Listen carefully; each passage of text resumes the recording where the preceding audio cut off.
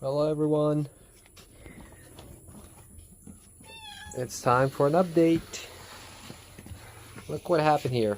There's so many of them now. And 3 more cats.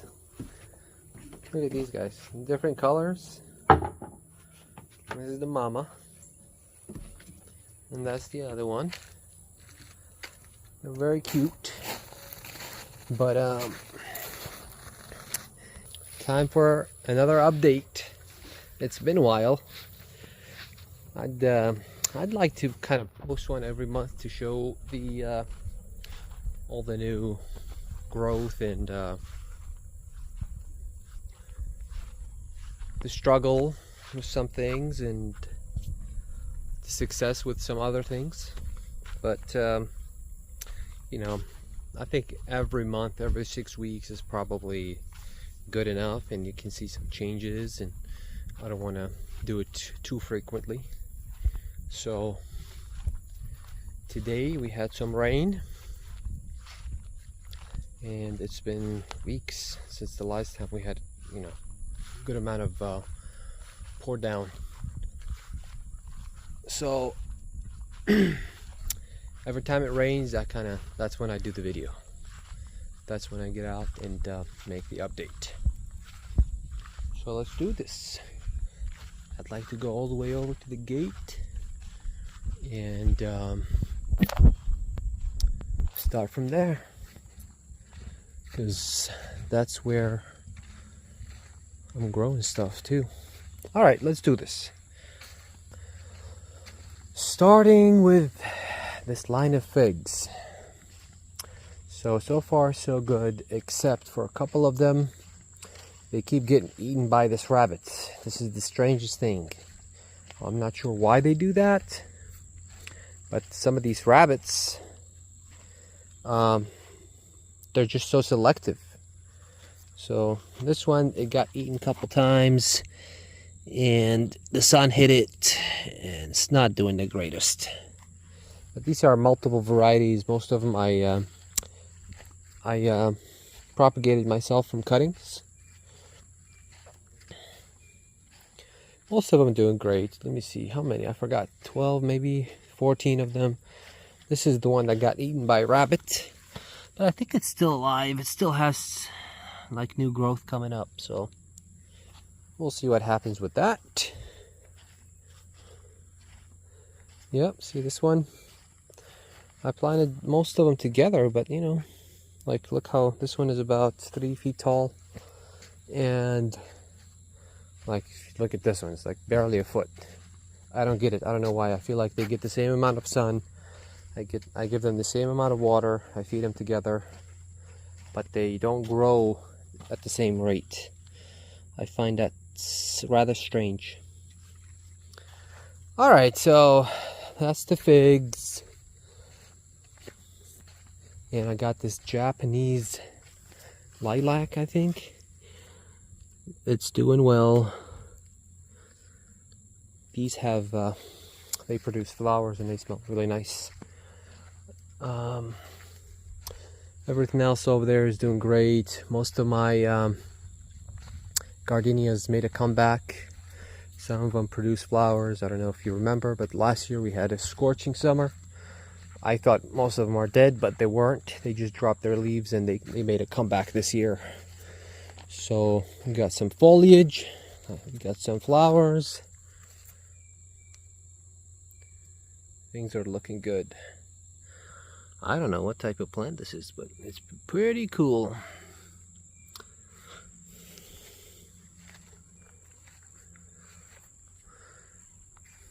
Let me show you how things look like from the outside.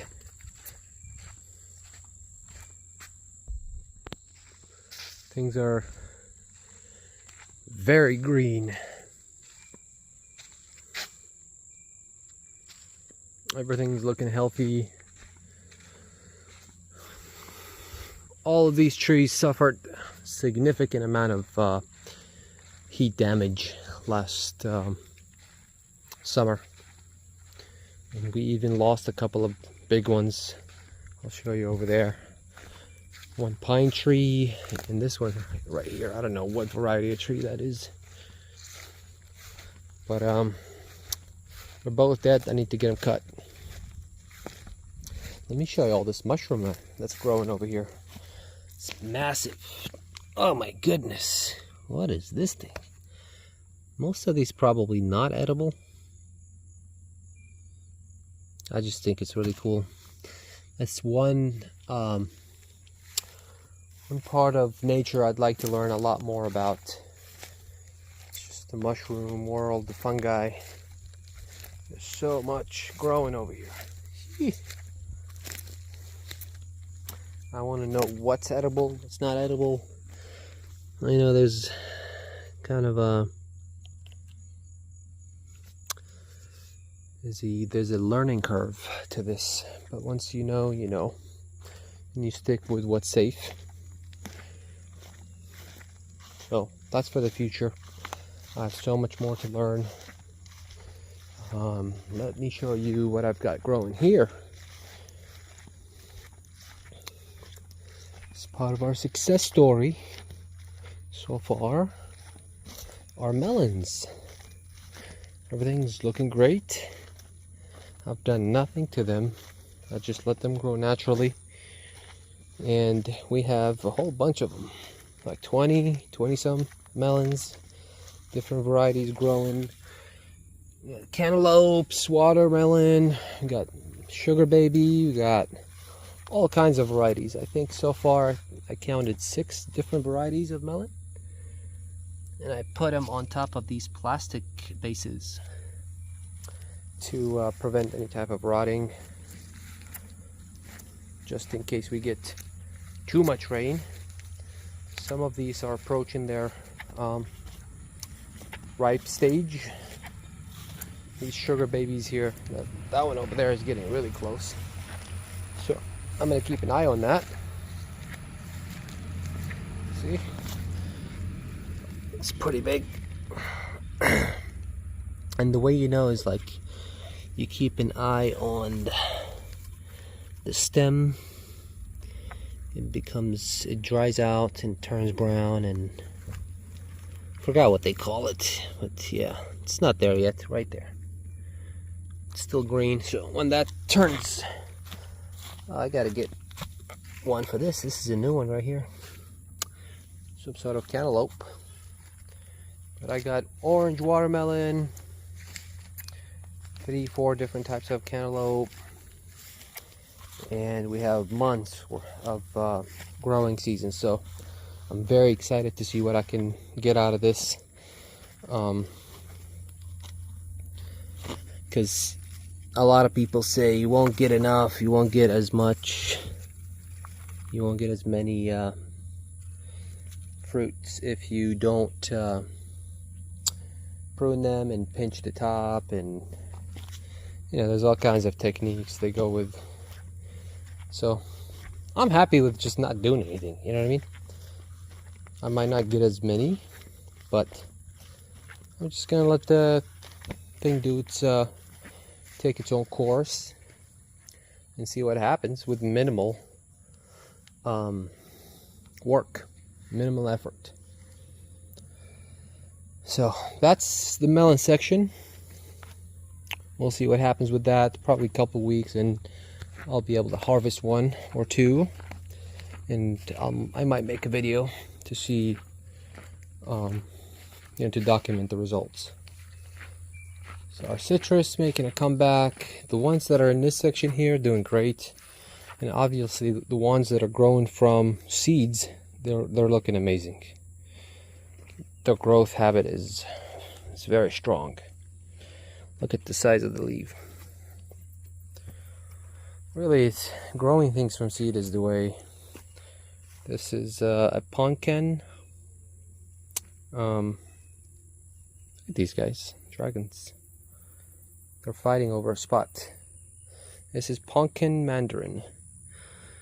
Look at that. See that? That's some sort of butterfly. I forgot what's it called. Butterfly eggs. This is another one we grew from seeds. Look how beautiful it looks. Very, very healthy.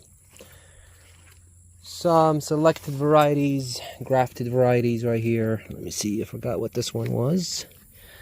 This is Washington Navel Orange right here. And this is Hamlin Orange. This one, I thought it was, it had that HLB grading disease. It wasn't. That wasn't the issue. It was just a bad condition, like nutrient deficiency basically. So, bad case of that. I gave it all the nutrients it needs and it's shooting out new leaves and looking good. That one gardenia that I dug up from all the way over by the workshop, put it on the ground, that was successful. It's making a strong comeback. Everything's looking great here. One thing that's not growing as fast, I forgot what this is. There was a tree here that I cut down because it was in the middle of the road. I didn't like it being here, but I cut it down and like 20 others came up from the root. So I'm gonna look this up again to see. I forgot what type of tree it was, but I think it just produced some sort of flower and a scent. So I can pluck all of these in the fall and put them somewhere else and let the bees go nuts with them once they establish themselves. So one thing that's not doing the best, it's not horrible, but you know, these hydrangeas, maybe it's too hot. Like this one's getting scorched a little bit, that's why it looks like that. But see, like this one is doing better because it's more like it's in the shade. It has more of the condition it likes to have, but they're still getting fried. It's unfortunate, but what can I do?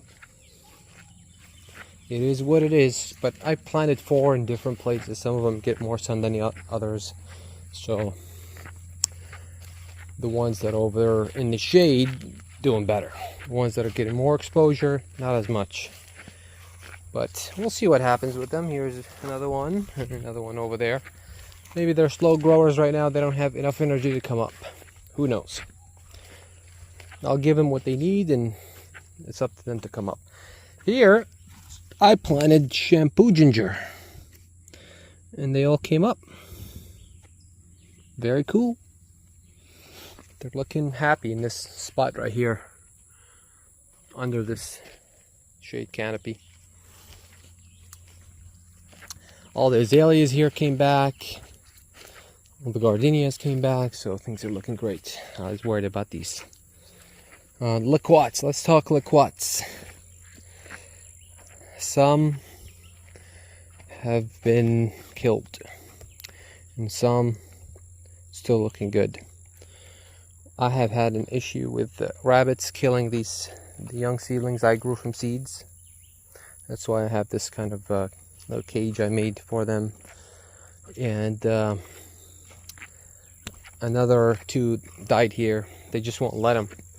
I gotta put up a cage for this, but this one is like resisting. It's like every time it develops a few leaves, something comes and eat it. But there was one over here. The variety was early red. It's completely dead. I plucked it, got rid of it, because leaf cutter ants just won't let it. They won't let it be. They keep coming back to it. Every time it develops a couple of new leaves, they come back and eat it. But I don't know what to do with that. It's just, I'm just trying to listen to what the facts are and what's growing and what's not doing well. So like this Brendanton variety, this is grafted and already producing fruit since last year. This one is doing great. It's still shooting out. It's got new shoots coming up.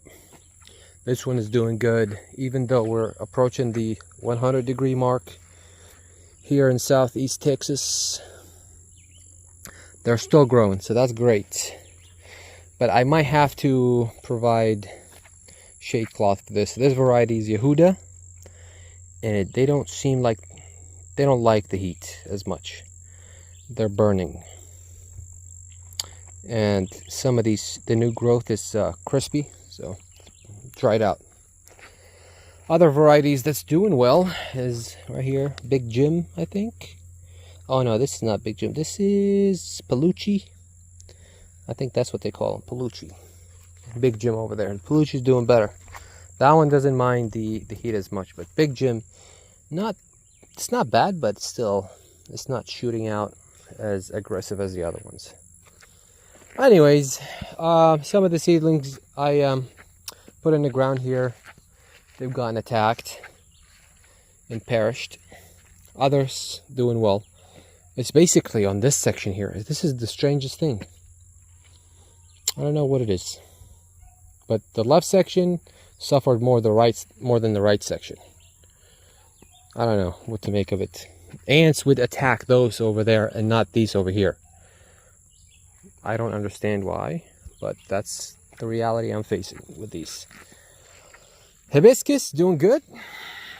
Not growing as fast because I have them in a kind of a shady spot here.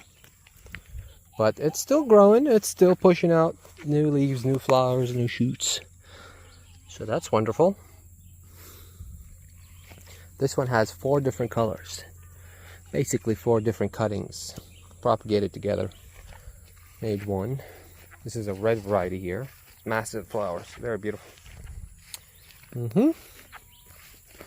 That's that. And let me show you this mulberry here. Doing great. This one has... This one is... it grew the fastest out of all of them. And this one has the healthiest growing habit. Very nice looking mulberry. When I bought it, it was 1 foot. And look at it now.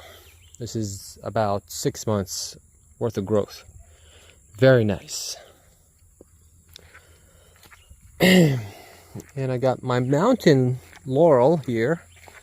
I'm so glad that one of them worked out. I planted 3 in different spots. There where that beautyberry is, and one here. This one worked out, the other one's died. I don't know why. Very strange. It's like they're really close to each other. They have the same conditions, same fertilization, same watering. 2 die, 1 survives. Let's talk citrus here. So you remember, I don't know if you've been watching my videos, but some of the citrus suffered from last winter.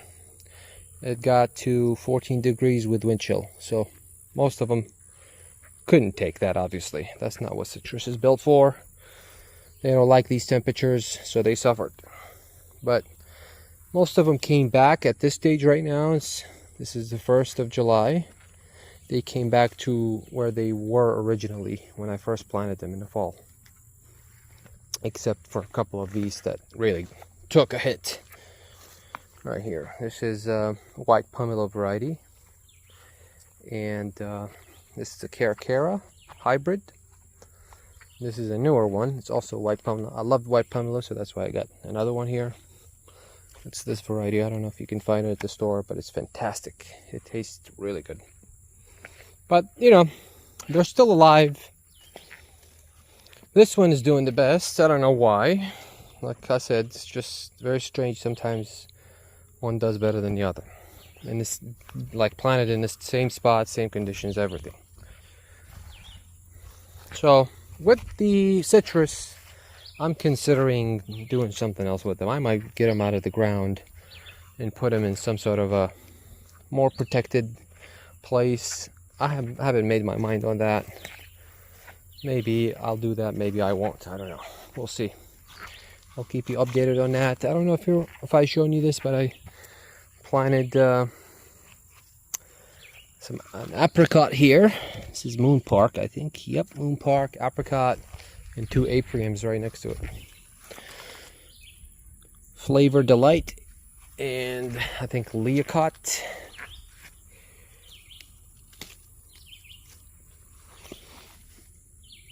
No, this is Summer Delight. So those are here. I'm gonna take all the weeds out and use them as mulch around the trees, just like I did here. This is Flat Delight Peach, looking amazing. This is the 6 months worth of growth since I put it in the ground. It's incredible. So obviously the soil is great, growing condition is fantastic, so that's why they're doing great. Golden plum, Santa Rosa plum.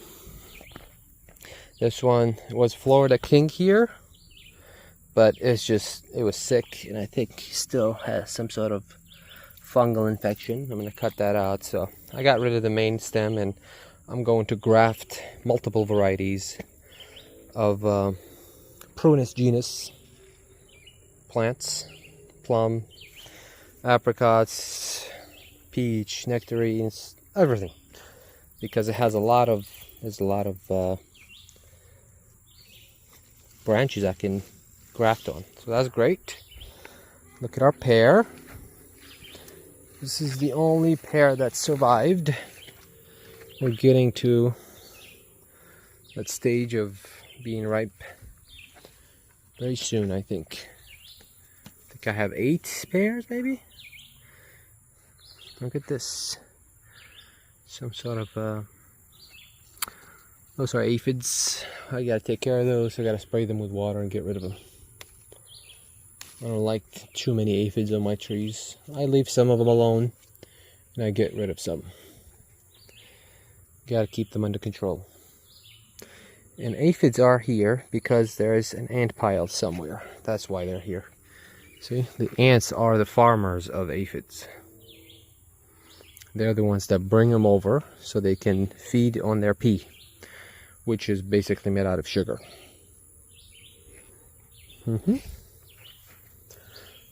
This is another type of plum. Bruce plum. Yep.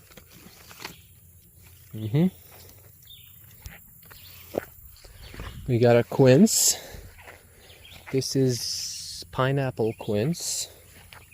I've got a few of them here. I think 3.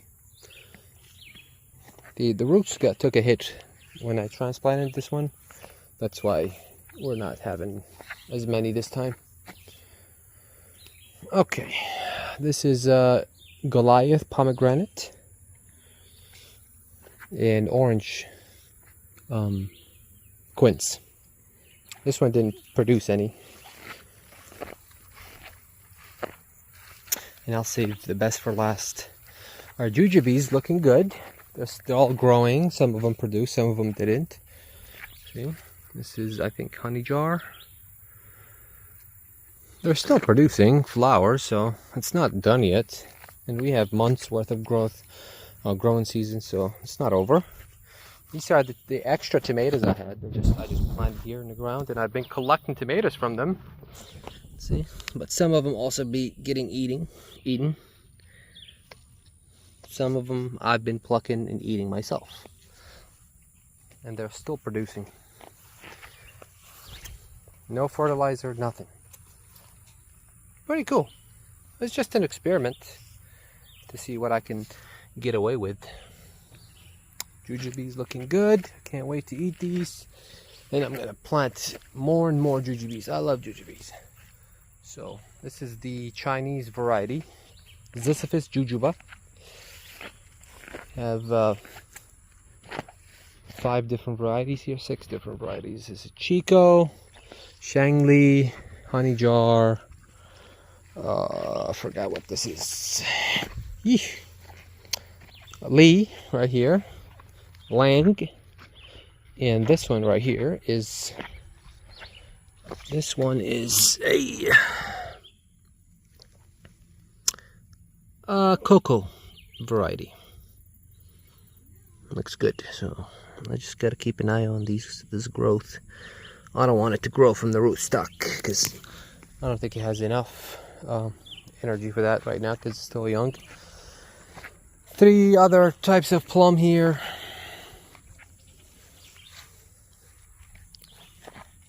Right here, right here. I'm gonna have to do the same thing with these weeds. Pluck them out, use them as mulch around the trees, just like that.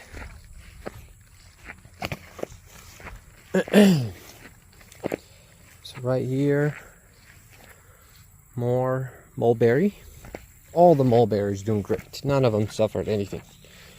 They all grow with minimal care, minimal fertilization, minimal water, and while being attacked by sharpshooters. That's the white stuff you see. That's just the sap that they're sucking in and peeing. These are wineberry plants. Doing good. This is blackberry. Thornless blackberry. Like, look at this. Another situation here. There's a blackberry here and a blackberry here. Why is this growing like this and this one's growing like this? They're right next to each other. I understand, like, there's a little bit of difference in like variety, but sheesh, it's that difference is not little. Persimmon, I've been struggling with persimmon, but these are making a good comeback, good growth. But I lost this one this year. Not sure what got to it, but it's growing from the rootstock again. This was a very nice variety. I forgot what it's called. Suruga, something like that. But something is just keeps coming back and destroying these leaves. This is a Fuyu persimmon. And that's another one right here. This one does the best. I don't know why. Like, they don't attack this one as much. I don't get it. The pomegranate, looking good. I've only lost one in the beginning of spring. I don't know why it died, but it died. So I replaced it with even a better variety. It's called Eversweet. Right here. It's growing wonderfully. Same spot. I put it in the same spot. Didn't do anything different. It's growing great.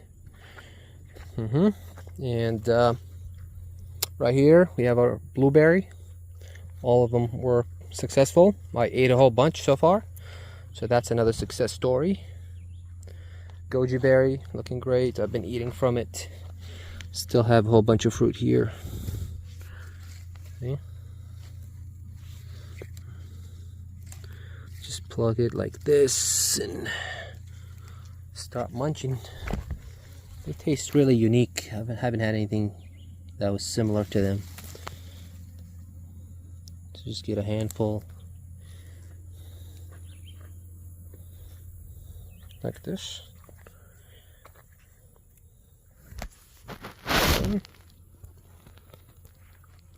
Try to get rid of a couple of old ones. There you go. See? Yeah. They're very, very unique tasting. I got two royal crimson cherries. I was worried about cherry because a lot of people say that they don't do well in the heat. We're up to 100 degrees right now, and they're fine. They're still growing, but I've been watering. I've been taking care of them. They look good, healthy. I have one fig over there. This one wild vine plant that came up. I got an idea to understand what this is, but it looks cool, so I kept it. I'm gonna get rid of it though. I don't want too much competition. But the same thing with this. This is some sort of wild berry plant, probably poisonous. I've seen this before, so I'm not gonna do anything with it. I just think it's cool looking, so sometimes I just keep them around because of the way they look. These two trees died in last summer. I gotta cut them down. This is growing from the root, so I don't want them anymore. I don't have use for them here. I'll put down some fruit trees instead. Okay. Over here we got the elderberry. It's got a lot of fruit already. I'm just waiting. I think some of the birds have been eating them, so I don't mind it. Some of these is just for wildlife mostly. I would like to give the birds something to eat, so they don't go after my other crop. That's basically why I planted so many mulberries, because they love mulberry. Super easy to eat for them. So I got another elderberry variety to go with this, so they can cross-pollinate, produce more fruit. Over here, this is Pow Pow, growing wonderfully, but I don't know, if it gets any hotter, I might have to protect it, because Pow Pow does not like a lot of heat when it's young. This one is doing the best. Different varieties of that. They're still looking good. Let's start from here. I don't need to go over there, but apples, kiwis, all of them doing great. Very strong growth habit. They've established themselves. All I need to do is pluck all this grass and weeds and stuff and put it around the plant to provide it with extra sun protection. Asian pears, 3 are doing great. One of them I planted it late, but I had to get it off the ground and put it in a pot, put it in a greenhouse for later. Maybe in the fall, once it establishes itself a little bit, have some more root development, I'll put it back in there. But there's 3 Asian pears in this line right here. Figs are doing great. I've been testing how much I can get away with as far as watering with figs, and in the beginning I left them like on their own for about 10 days, maybe 2 weeks. I didn't do nothing to them, you know. So some of them dropped some leafage, and you know, the moment I saw that, I took necessary measures to prevent any further damage. And since I'd done that, they're looking great. I gave them some water, and I went around and plucked all the weeds that were growing on this section, and I put it around the fig like that. Since I've done that, they're making a strong comeback. They're looking great. These are loaded here. This one is unbelievable, the amount of figs on it, like 100, 150 maybe, and it's such a small plant. I don't know, it's weird. But this is the oldest one I have, about 3 years old, and it's loaded.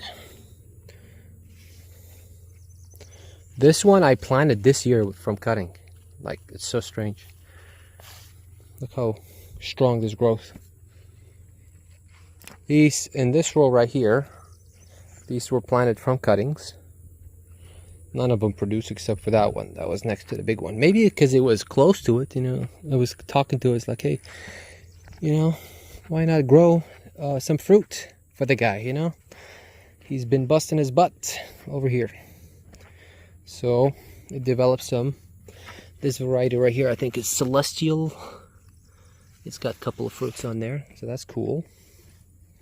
But the fig's doing good. I have nearly exterminated the sharpshooters, by the way. Done a good job with that. But I got up every day. I walked out. I killed about 50 to 100. Sometimes, yeah, up to 100. So between me, other insects, the heat, their numbers have suffered significantly. So that's awesome. Don't like sharpshooters. They're very destructive. Some of these grape varieties are struggling from the heat. This one was struggling because this is the oldest one I have, 3 years old. It's struggling because of the sharpshooters. They have caused a lot of damage to it. It might even be sick with some sort of bacterial disease. Unfortunate, but it is what it is. This is a muscadine, doing okay. I was gonna put up a trellis here and let them climb up and stuff, but I changed my mind on that and decided to mainly focus on root development. So I wanted them to create a canopy and just create some strength and root development underneath in the ground. That's why they're still in the ground. They're not up yet. That's that. That banana's doing great.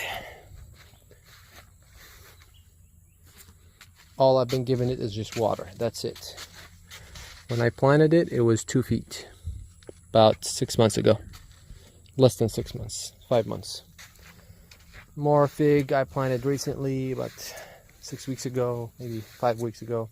One of them didn't make it, but different varieties. Olympian, long neck, and I forgot what the other one was. Another mulberry. And let's look over here.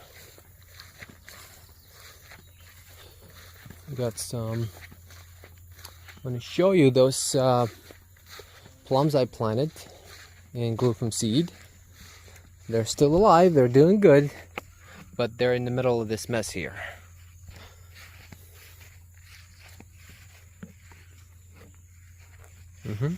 This one's doing the best.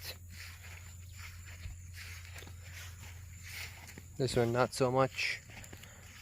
This one's looking healthy. I don't get it. It's just, sometimes it's confusing, really. I don't understand why some of them do so much better than others. When I come back, I'll show you the fig here, but I'm going to show you this naturally grown pawpaw producing fruit and everything.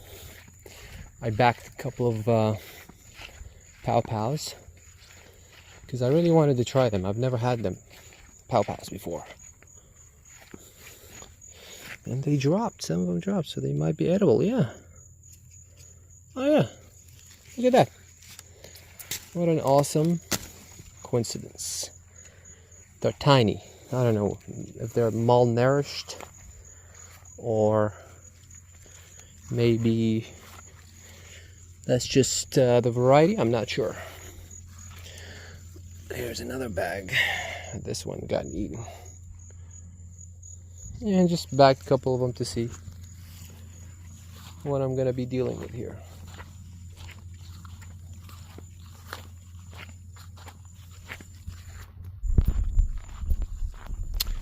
So some of them went bad, but I see there's a couple that are doing good. All right, let's see. There was I planted some figs here. I forgot where it was. Maybe a couple of them didn't make it because I've been neglecting these. I haven't been taking care of them as much. But there's I think I lost a couple, but there's one over there. There's one over there. One over there. Over there. And over here. So 5, 6 of them still. 6 out of 10, not bad for complete neglect. Look at these American persimmon just coming out of the ground on their own, unassisted. Awesome. That one's right here, also American persimmon, right next to this pear tree. Pretty cool. No effort, just natural growth. Trying to get rid of these ants biting me. Walking around with my flip-flop. Bad idea. And here's another one.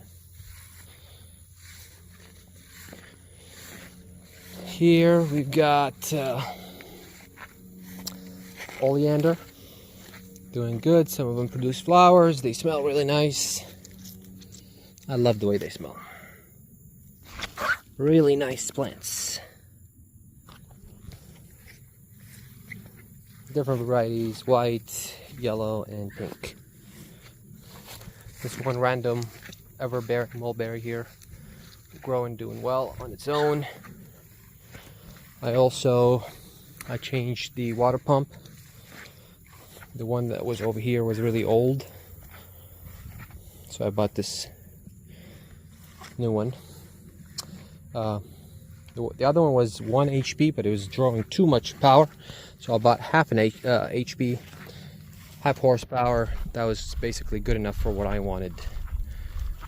So now I can comfortably run it off the solar with no issues at almost 60% of the power consumption. Carolina jasmine. This is another type of jasmine. Hi, hello, how you doing? Meow meow. Yes, I love you too. That's basically what she's saying. Let me just rinse my feet off of all these ants that are biting me. This is one thing that have changed with me personally. I became so tolerant to like insect bites. I basically don't care anymore. I've been bit so many times. It's just like part of the world, part of nature, so no problem. It is what it is. I'm not gonna complain about that, but insects have always been a menace. You know, I'm just gonna let them bite, keep biting until my body adapts and makes some changes to my chemical composition. Roses doing well. These bananas here are getting huge. Marigolds, some Indian jujube I'm growing here so I can propagate some more of the other varieties that I like. These are pomelos and orange. Citrus I'm growing from seed.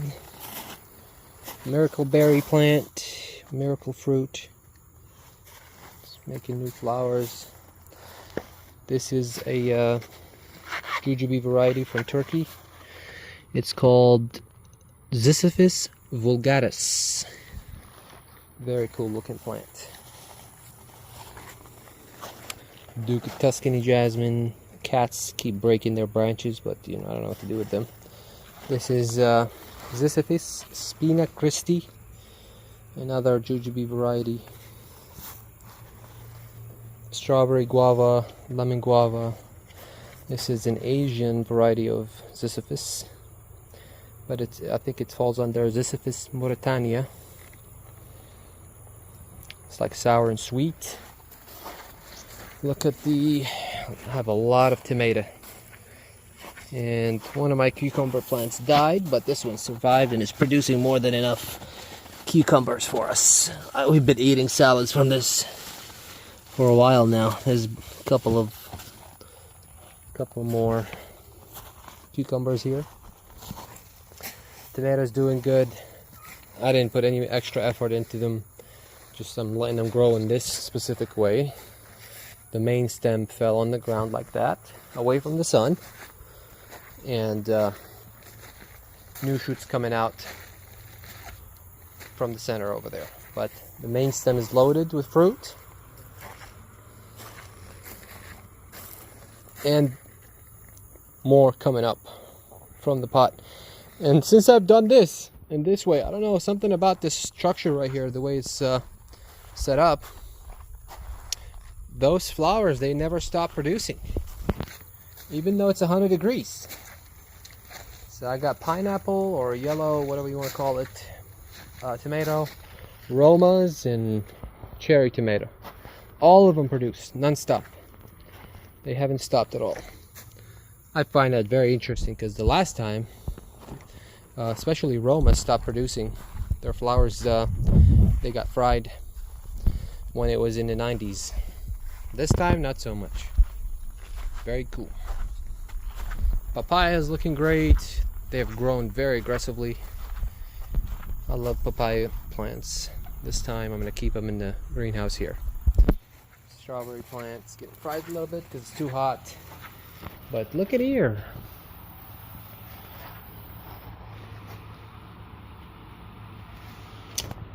I don't know if I've done a walk around here already. Hold on. Okay. So let's take a look here and go around and look at each plant we have in the greenhouse. So let's start here with the front. This is Jaboticaba. This variety is called Polyesta. They say it's the tastiest and the biggest fruit out of all the Jaboticabas.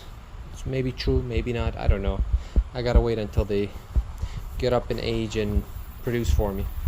But this is a multi-year-old Jaboticaba. Polyesta. This is Grimal, I think. Oh no, this is Grimal. Yep. And this is Scarlet. They say that these produce in 3 to 4 years. Those take like 10 years, same as this one. But I knew that when I bought Jaboticaba, so that's why I bought a variety that can produce slightly quicker, just so I can get a taste of how the fruit looks like and tastes like, and you know what I mean. But they're growing really well. We'll see how that goes. Right here, this is a Suriname cherry. This is the sour variety.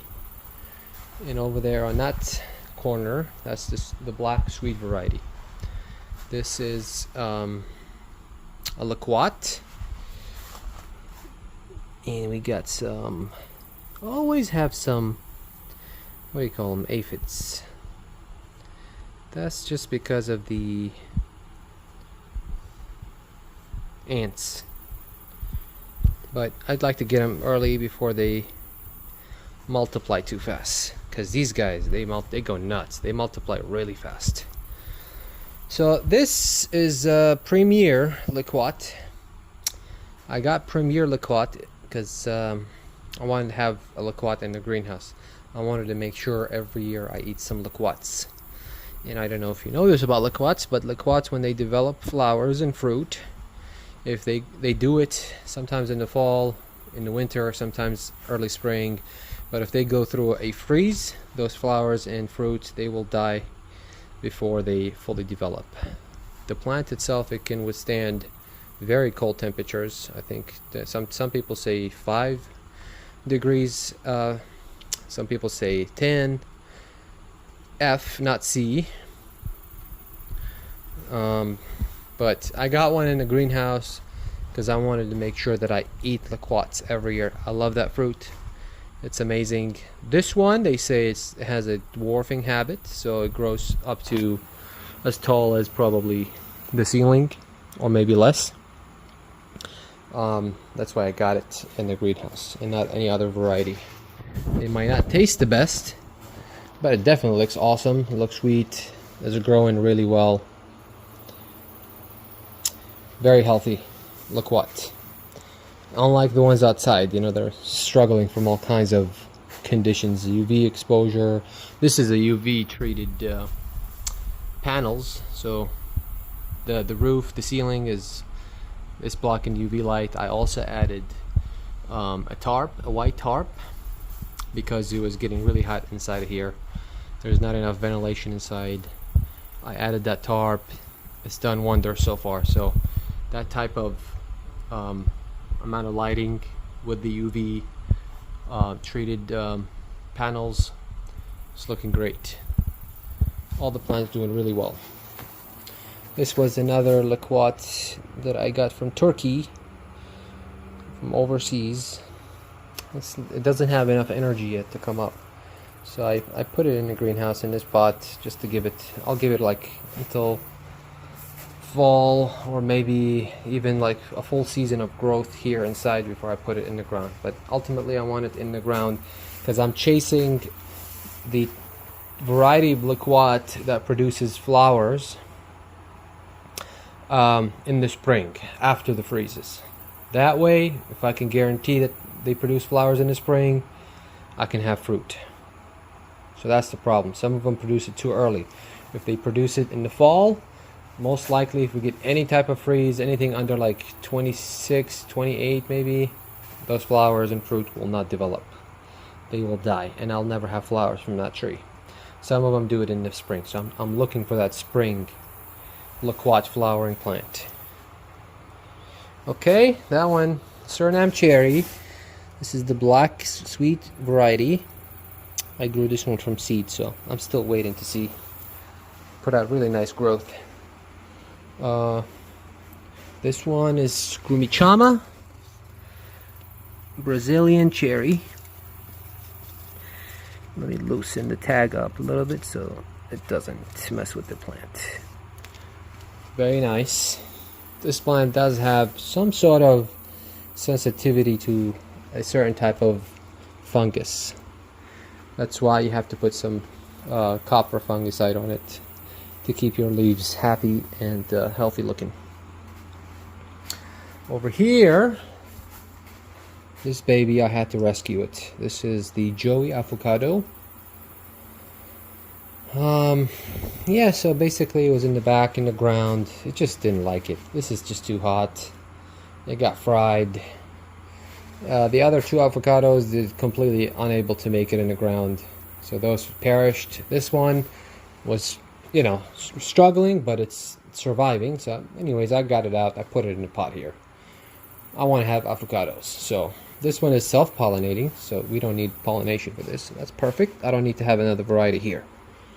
Look at that guy. Do you see him? Some sort of stick bug. This is that one Asian pear that I had over on the other side. You see, like, it never shot up in a healthy way. But I think it's still alive, so I wanted to give it a better chance. Put it in the greenhouse, high humidity, no UV exposure. Let's give it a chance, see what happens. If it grows and it grows well, I'll put it back in the ground by the end, maybe in the fall or maybe in fall. This is a mango actually. This is a Malika mango. Many people say it's one of the best tasting mangoes, so I got one. Put it down here. It's growing. It's looking good. And there's even more growth coming up. This is a guava. I think this is a tropical guava, or I don't know if I still have the tag. Sometimes I don't keep the tags. It does have a guava on it. I don't know what variety. It might be a pink guava. I think it is. Let me see. No, it's not. This is, I think, Mexican cream. Yes, I'm not 100% sure, but I think it is. That's Mexican cream, because that's the one that flowered. I remember now. Yes, it is. That's why I have a fruit on there.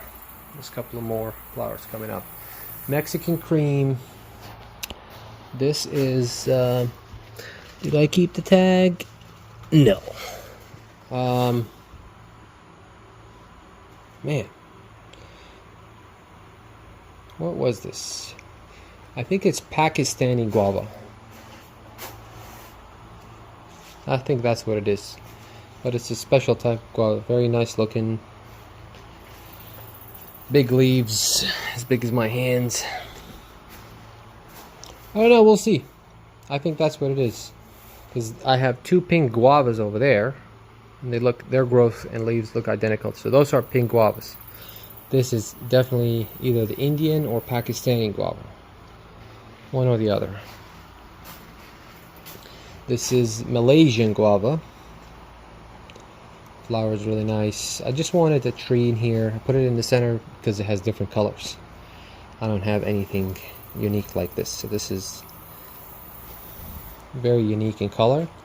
I like the way it looks. I like their leaves. Very cool. So yeah, this is the pink guava.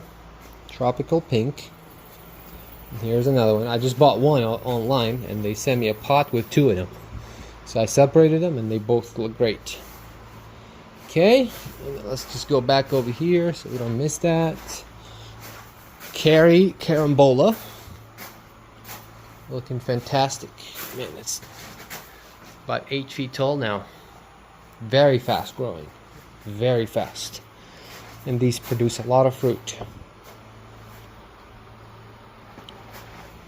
This is white sapote. This is Vernum, I think. I've heard so much about white sapote, I wanted to give it a try. So here it is. It's grown. We'll see where it goes. Look at this June plum. It's amazing. This might be the fastest growing plant in this greenhouse. Maybe it's just as fast as this carambola. But it's amazing, like as far as the speed of growth. I pruned it twice already because I wanted it to go up, right? I want to walk here and have, you know, like a canopy of foliage and fruit to pick from, you know, just like that. So this is pretty tall now, as there's plenty of room for these plants to grow tall. But anyways, this June plum is loaded with fruit. You got, I don't know, like 20 fruits on there. They're still small, maybe more than 20, maybe 30, 40. Now that I'm looking at it, and it's still flowering from all directions. Amazing looking plant, and from what I've heard, very tasty fruit too, so I want to try it. Look at these babies. This is Jeffner Cherimoya? Atamoya? Forgot. My memory's not as good. Fortunately, I'm getting old. Yep, so there's one of them is Lisa Atamoya, and the other one I think is Jeffner Cherimoya or Atamoya. Very cool looking plant. The fruit is probably one of the best in taste. I think Lisa requires pollination, but what am I going to pollinate it with?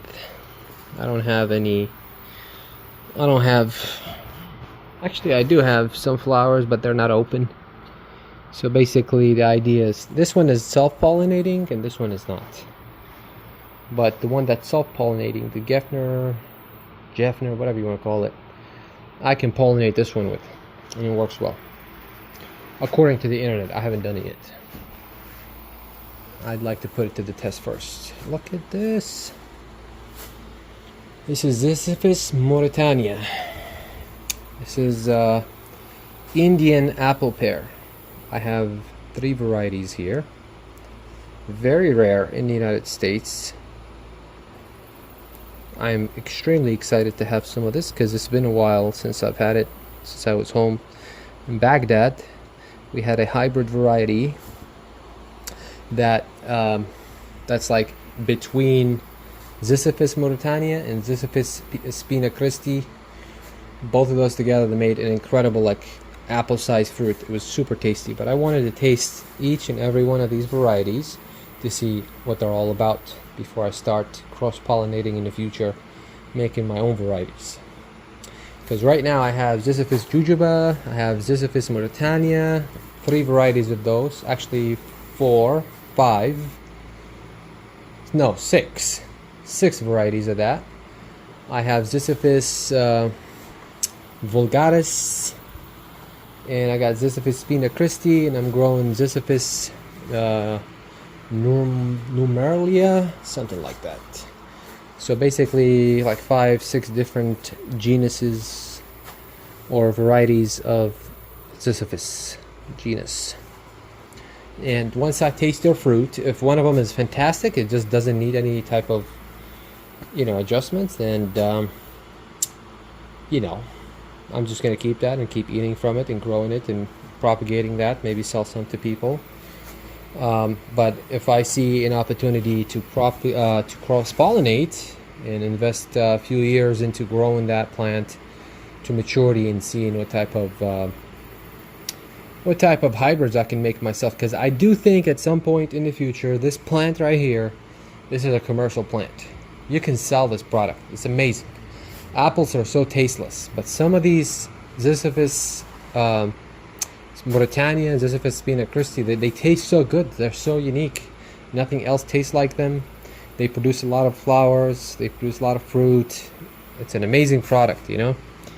But I haven't seen enough investment from anybody to commercialize it in the United States. I might be the guy that does that. So we'll see. This one produced a couple of flowers. I tried to like hand pollinate this with Ziziphus jujube, but I don't think they're ready. These are only a few months old, by the way. Very young plants. I think, so anyways, that's the standard. I'm not sure what exactly the variety and what they call it in India, but it is an Indian variety. This one right here is called Bal Sundari. I have not seen anybody in the United States with this plant here, so I might be the only one actually, because I've never seen anybody making any videos, or I haven't seen this plant being sold anywhere. So I got them from India, and I might be the only one, so that's pretty cool. That's Bal Sundari, apple bear they call it, and this one is Miss India apple bear. Very cool.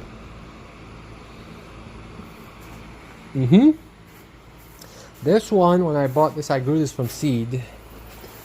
This, believe it or not, like when I lived in Houston, I planted them in 8 months. It was 15, in a pot, 15 feet tall, and they started developing fruit. But we got the freeze, and they all died back to the ground, and they came up from the roots. And anyways, this is one of the one that survived. This one has the best genetics as far as survival. So in honor of its fierceness and ability to survive, I kept it going. But that's a different variety. When I bought this, I bought a bunch of fruit from eBay, and it was the lady called it Borai. It is a Ziziphus variety, I know that, right? But I'm not sure exactly if it's Mauritania or something else. This is of an Asian descendant. Well, I'm not sure what it is, but I like the way it grows. Can be used as rootstock to propagate more of these. But anyways, this one is a little bit bitter, just tiny bit. The fruit still, it was really good. If you wait until it's like ripe, it's like yellow oranges. It tasted really, really nice. So I can't wait to have more of this. We got Barbados cherry. I love this fruit. It's very prolific. Can't wait till it grows and have a whole bunch of that. And here we got a whole bunch of dragon fruit. I built this structure for them to climb on, and the idea is for them to get all the way to the top and just lean down and develop their flowers and stuff and be really close to each other. And I will put a fan here on the right side and a fan on the left side, or basically use these fans right here, and the wind itself will probably be able to move some of the pollen, and they'll just basically cross-pollinate and do all kinds of stuff to grow and develop fruit optimally. And I think I forgot to mention this one. This is a Cahola Lungin. Very cool plant. Growing very well. That's basically it for the greenhouse. I hope you enjoyed this little tour here. I wanted to mention something that outside of these two plants here, the Suriname cherry. Actually, I forgot. I said this was the sour one. This is not the sour one, and I know because the new growth is red on the sweet variety. The sour one's new growth is more like green with maybe like an orange color to it. So this is sour, that's sweet. Anyways, what I was saying is these plants, they look like they're in pots, but they're basically just raised. They are in the ground, but they're raised off the ground. The reason why is because I wanted to give these guys really good soil, right, in the beginning, in their initial development stage, and then they're going to go into the ground and then connect with mycelium. I'll connect them with mycorrhizal mycelium. They'll share nutrients, they'll share energy, you know. As you can see, some of these varieties of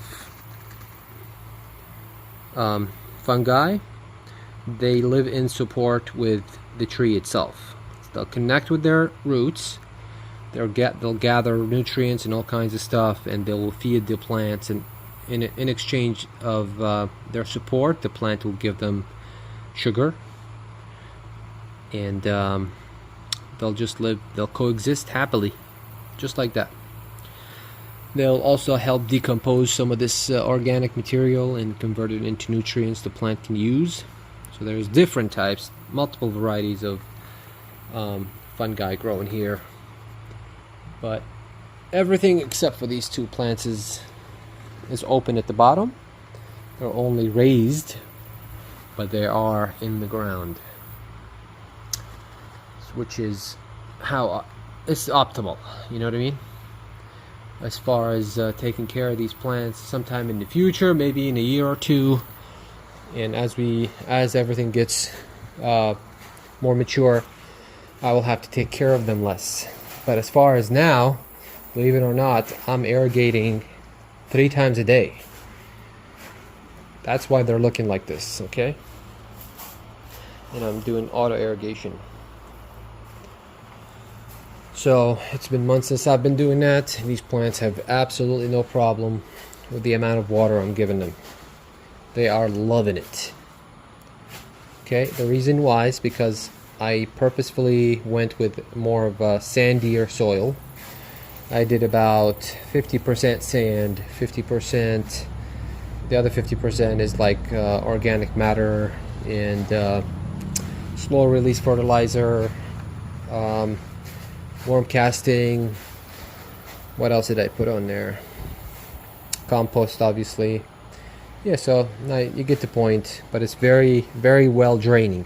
Even though I'm watering a lot, it's very well draining.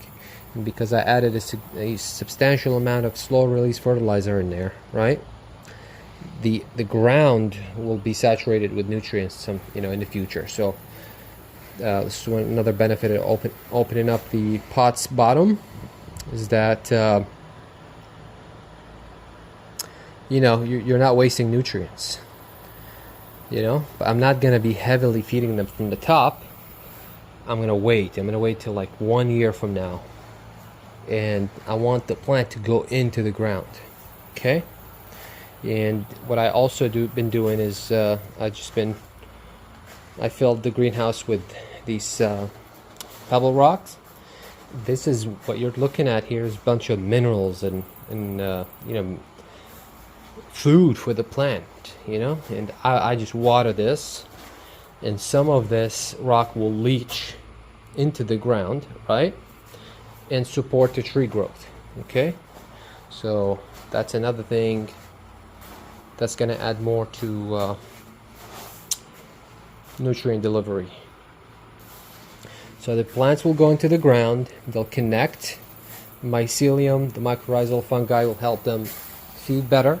It will help them connect better and help them from rotting, and give them an extra boost when it comes to growth. So that's that. Oh, and I got a couple of extra little plants here. I'm gonna have this. This is a passion fruit. This is a purple variety. I'm gonna have it climb up. I love the flower. The flower is amazing. Probably the prettiest flower I've seen as far as like fruit flowers. It does produce fruit. So that one is purple. This one right here is going to be this is red.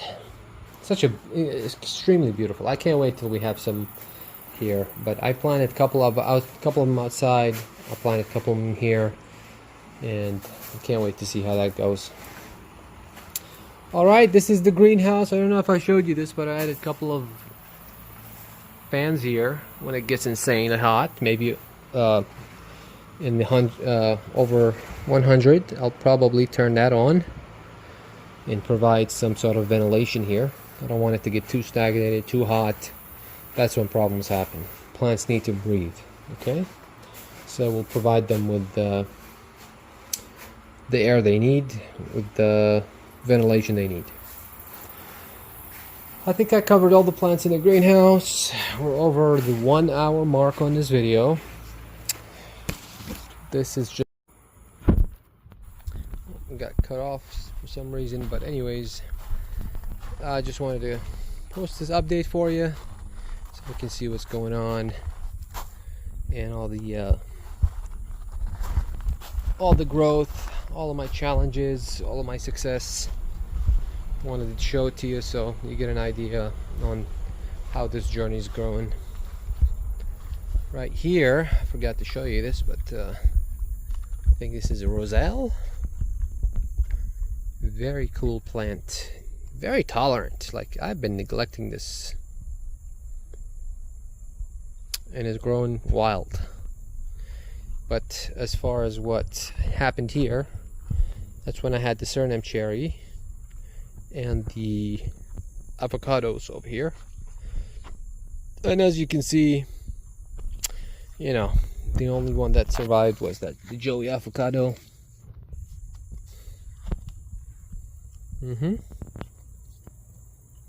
And I moved it because I didn't want to lose that one. I like the way it looks. I like its growth. I like its appearance, and I love avocados, so I really want to have some. Sugarcane, looking good. We got some sugarcane. New shoots coming up. I haven't done nothing to them. They're just thriving on their own. No help. Pretty cool. They can't take the freezing weather though, so what I'm going to do is once they're developed, I'm going to cut them down. I'm going to take a whole bunch of like chunks, like 2-3 inches, and I'll propagate more sugarcane. And at some point in the future, if I decide to have a whole bunch of them around, I will get a oh, look at that bunny. I will get a machine that squeezes them. He's just helping me with the backyard weed control. Okay,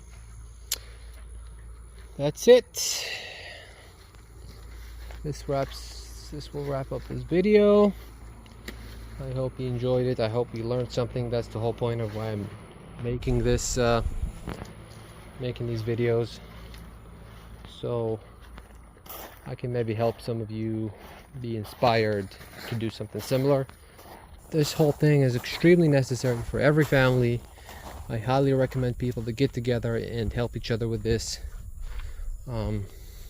Every family needs to have a food forest.